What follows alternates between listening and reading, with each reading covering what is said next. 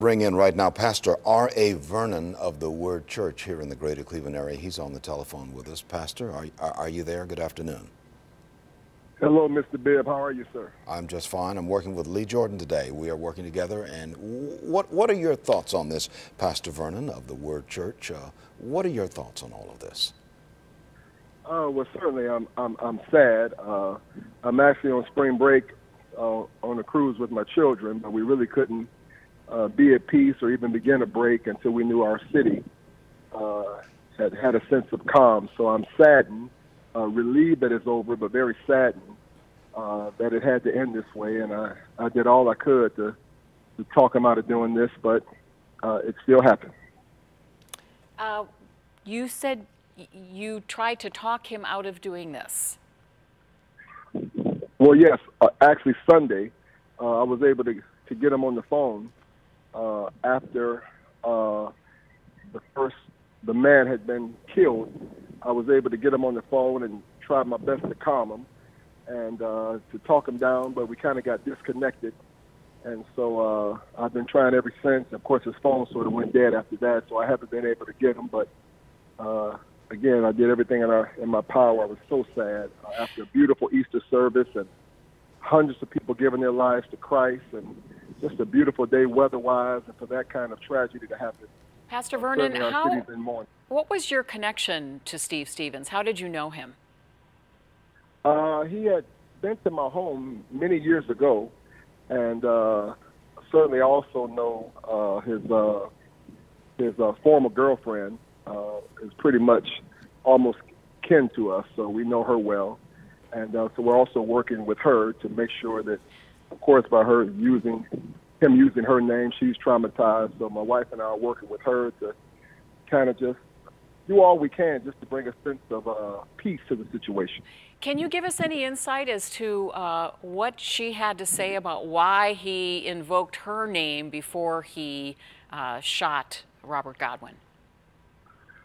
Well, I'll leave that up to her to say whatever she wants to say regarding that kind of pastor privilege with parishioner. I won't get into any of that, but all I know is we did our best to avoid this kind of tragedy. So again, relieved that the situation is over, but saddened that a human life had to leave needlessly over what I think is buffoonery. So certainly we're in prayer, and we've offered ourselves to the victim's family for any services of the ministry or whatever we can do to bring a sense of calm and peace to the family. That's kind of our role right now.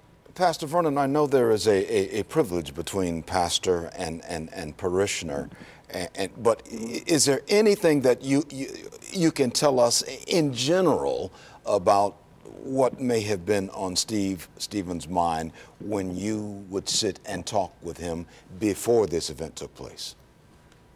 Well, again, this was some years ago when he came to my home, and this had nothing to do at this point. This situation, this relationship hadn't even started. It was just when I heard what was happening, I just did all I could to use all the resources I could to get him on the line. So it was a bit, in all honesty, it was almost surreal that while he was in the car, I'm on the phone with him trying to talk him down, and he actually did sound calm when I did speak with him. And my only plea to him was, please don't kill anybody else.